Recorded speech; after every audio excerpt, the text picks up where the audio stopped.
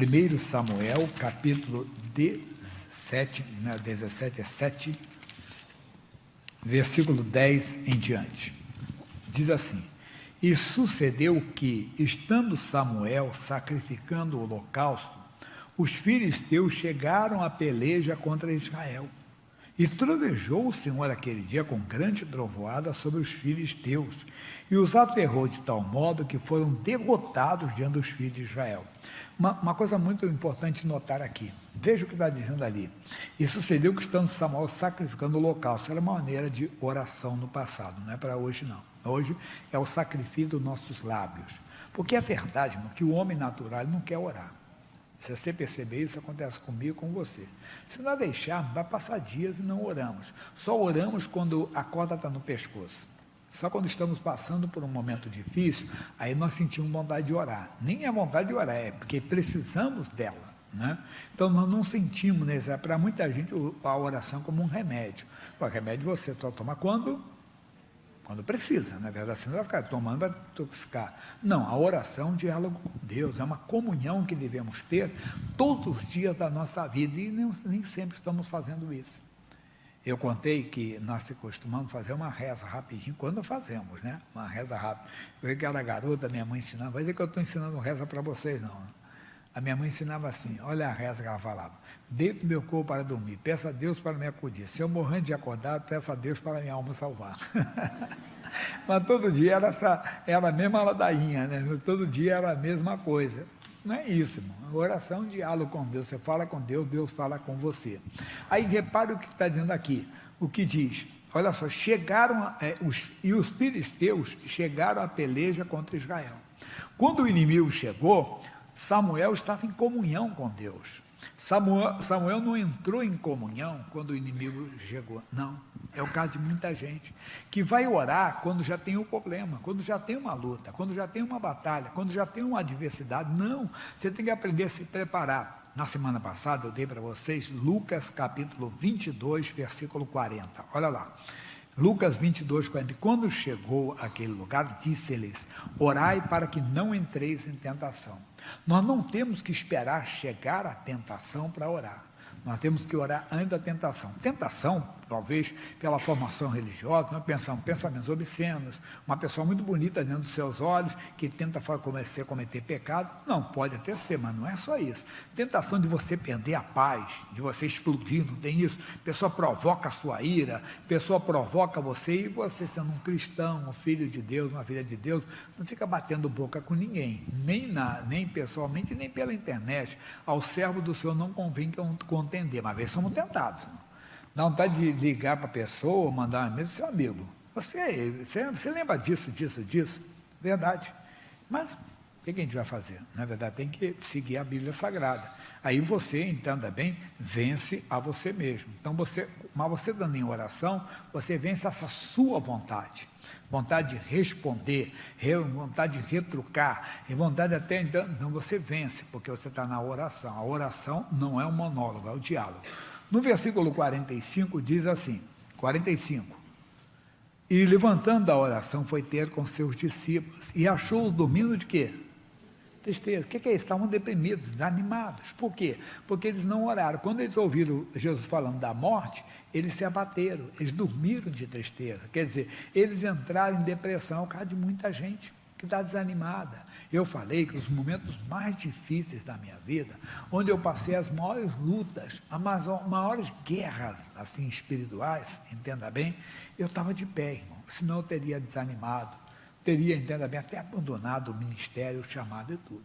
Eu estava então eu não dormi de tristeza. Aí Jesus vai dizer para eles, 46, e disse-lhes: por que estás dormindo? Levantai-vos e orai para que não entreis em tentação. Ou seja, não deixe chegar a tentação, não.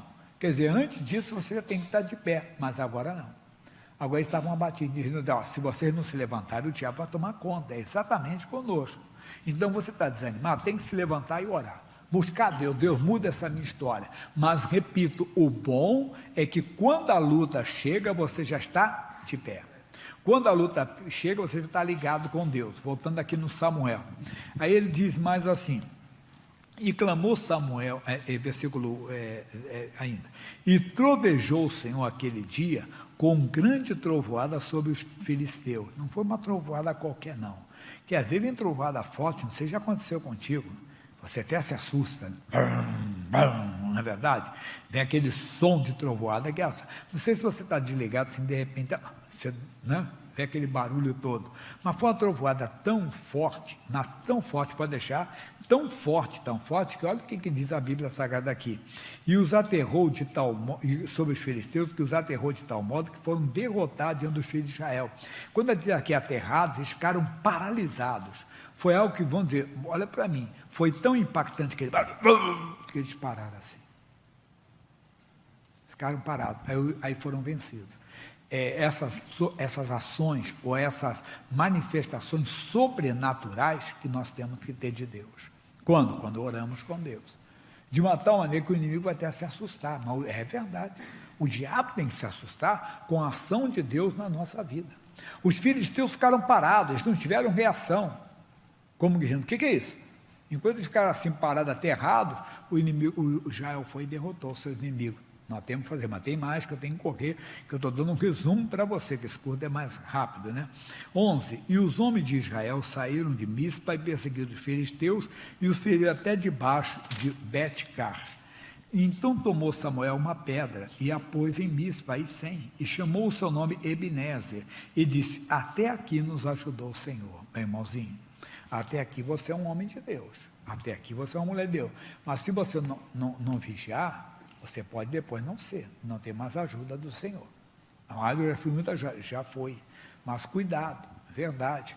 A Bíblia conta de um homem chamado Demas, ele vai colocar segunda carta de Paulo a Timóteo 4,10, diz assim, porque Demas me desamparou, amando o presente século. O que é o presente século, irmão? Você vê, aí fora as coisas acontecem. Por exemplo, o entretenimento, né? O entretenimento é uma diversão. Quando eu era garoto, eu estou com 64, faço agora mês que vem, entenda, televisão quase poucas pessoas tinham. Não é verdade? Assim, mais de 50 anos atrás, nem todo mundo tinha televisão, poucas pessoas que tinham. E quem tinha, entenda bem, eu lembro que eu morava numa vila de casas, de barracos propriamente, que era metade alvenaria e metade, mas bonitinha até, que nós morávamos lá quando eu era garoto. E o meu pai começou a consertar a televisão com coisa. Ele acabou comprando uma televisão usada, né, queimada, e consertou e colocou dentro de casa. Aí nós colocávamos na sala, e a janela da sala ficava aberta, os vizinhos tinham uns eventos antigamente que paravam todos, porque não tinha, era 3, 4 canais só, o pessoal antigo sabe disso, por exemplo, Miss Universo. O Brasil parava para assistir, porque não tinha outra opção. Não é verdade? Não tinha outra opção. Miss Universo, todo mundo parava. Parada de 7 de setembro, todo mundo parava para ver, era sagrado. Aí tinha outras, mas luta de boxe, morreu há pouco tempo agora, o maior de todos os brasileiros que teve no boxe foi, quem foi, pessoal? Éder Joffre. Então, para você ver, o Éder Joffre, entendeu? Quer dizer, a garotada nem lembra de Éder Joffre, né? Mas foi uma lenda do coisa. Depois veio o Marcílio, outros mais que participaram, né? Depois veio o Maguila também, né? Mas quando, na época do Éder Joffre dos outros, o Brasil parava, porque tinha poucas opções. Hoje não. Esse bichinho chamado celular não é um celular, é um computador hoje, é smartphone, irmão. Aí você tem 1000 canais se quiser. Tem gente que não sai do celular, tem que tomar cuidado para isso não nos prender. Computador, gente que não sai de lá. Eu até fiz pesquisei uma coisa curiosa para mim e para você. Geralmente, o próprio celular, o computador, eles põem os sites mais frequentes no cabeçalho, né? Quando vem assim. Procura ver qual é o seu. Se for um site secular, nós estamos mal, porque tinha que ser a Bíblia. Tinha que ser a Bíblia, que nós estamos lendo mais outras notícias do que as notícias de Deus. Mas não estou criticando nem julgando ninguém, isso é para mim, para você, para todo mundo. Então, é aí que eu quero dizer para você. Voltando lá, então, o que diz a Bíblia Sagrada, até aqui nos ajudou o Senhor. O Demas foi ajudado até ali, dali em diante não foi, ele amou o presente século. Tem gente que ama, irmão. O presente século dá opção, por exemplo, de divórcio. O divórcio não é coisa muito antiga no Brasil, não. Um senador chamado Nelson Carneiro que trouxe, né? Mas ele foi, entre aspas, aprimorado ou satanizado, entenda bem, que o camarada casa, descasa, quantas vezes quiser. Vai chegar um momento que nós vamos imitar Las Vegas, que o camarada casa de manhã, divorcia à tarde e casa com outra à noite. Parece cômico isso, mas é o que acontece sempre fora, que essas coisas vão acontecendo, é o presente século. O presente século quer levar os nossos meninos a serem meninas. Não, a pessoa ele tem que descobrir. O que descobriu? O que, o endemoniado? A Bíblia Sagrada diz que o homem é homem, mulher é mulher, mas você é homofóbico. Tá bom, então tira esse assunto. Hoje, o camarada tem 2, 3, 4 mulheres, mas não pode. A Bíblia diz que o homem é marido de uma só mulher, a mulher é mulher de um homem só, até nos pensamentos. Tá certo, você pode chegar aqui no 10º casamento, mas dali em diante é uma vida nova, né? Se você quer a ajuda de Deus. Mas a pessoa, o presente século, dá essas coisas aí fora. Então a pessoa começa a amar, aí vai para o divórcio, vai para a prostituição, não lê mais a Bíblia, porque ama o presente século, até as riquezas. A pessoa, porque hoje tem moda da pessoa enriquecer, ganhar dinheiro e tudo, e ela, não estou dizendo que é errado ganhar dinheiro, né? Desde que não faça nada fora a palavra de Deus e quanto a lei dos homens, nem a lei de Deus, nem a lei dos homens, porque toda alma esteja submissa às autoridades. Estamos num país, podemos não concordar com os impostos, mas existe, eles têm que ser pagos, entende? Não vamos roubar o governo. E também não roubar Deus, todo mundo fazer o que é certo, né? Nem roubar o próximo, tirar nada dele, nada de maneira alguma. Então o presente século leva a pessoa a abandonar a Deus. Até aqui nos ajudou o Senhor, vamos continuar firmes. A Bíblia diz: quem perseverar até o fim, será salvo. Aí vem a outra parte. Assim os filisteus foram abatidos e nunca mais vieram aos termos de Israel, porquanto a mão do Senhor foi a mão do Senhor contra os filisteus, quando?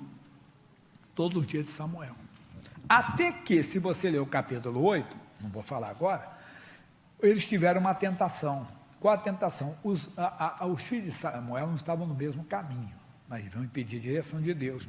Eles começaram a pedir um rei. O Samuel, nós queremos ter um rei ter um rei já era errado, mas pior ainda, como as outras nações. Nós não temos que invejar ninguém. Não, eu quero ter um carro porque o fulano tem, não. Tem um carro se é para a glória de Deus. Entende? Você não tem que ter por causa dos outros, e os outros podem ter coisa errada. Então, aqui está uma grande revelação. Até ali, os dias de Samuel, os filisteus não tiveram mais guarida ali. Mas depois que entrou o rei Saul, foi diferente, as guerras começaram de novo. E depois que o Samuel morreu, aí foi pior, porque ele perdeu a cobertura espiritual, e a Bíblia nos mostra que, neste caso, os filisteus prevaleceram e numa batalha mataram até o rei Saul e seus filhos. Coisa séria, pessoal. Então ele está dizendo para nós, até que nos ajudou o Senhor, vamos lá e vamos continuar firmes, para termos ajuda até o final. 14 diz: e as cidades que os filisteus tinham tomado a Israel, foram restituídas a Israel. Oh, glória a Deus! O que o diabo tirou seu? Acabou com o seu casamento, Deus quer restituir seu casamento. Acabou com o filho seu que levou ele para as drogas. Hoje o filho é herança do Senhor, o fruto do ventre é o seu galadão. O que é galadão? Troféu. Você vê quando alguém acaba um jogo, que ganha um troféu, o que faz assim? Aí imita o Bellini. Bellini foi capitão da seleção, né, de 58. Ó, depois veio o Mauro, fez isso também, depois foi Carlos Alberto, né, e assim por diante. É verdade, depois do Dunga, depois do Cafuz, o pessoal que se tornou capitão fazia, quer dizer, mostrando troféu para todo mundo. Você vai na Sérvia, está lá exposto, que é um troféu. Assim deveriam ser nossos filhos, mas não, nós escondemos. Nem gostamos de tocar muito no assunto. Por quê? Porque o diabo está destruindo. Mas Deus quer restituir seu filho à posição de honra. Deus quer restituir a sua família. O que tem que fazer? Ouvir o Senhor. Ouvir o que Deus está falando conosco nesse início de tarde. Aí terminando. E Samuel jogou o Israel todos os dias da sua vida. Ia de ano em ano, rodeava Betel, ia julgar o Amispa e julgava Israel em todos os lugares. Começa a olhar, irmão. Julgar quer dizer decidir por eles. Começa pela sua casa, mas vai para o primo, vê pessoas de longe, precisam da sua visitação, da sua oração. Deus, eu estou orando hoje pelo primo, que eu sei que está na bebida, está nas drogas. Vai para todos. Porém, voltava a Ramá, porque ali estava ali a sua casa, e ali jogava Israel e edificou ali um altar ao Senhor. É o que temos que fazer. Na nossa casa, nós temos que ter um altar ao Senhor, não altar aos ídolos, aos demônios. Essa é a mensagem de hoje.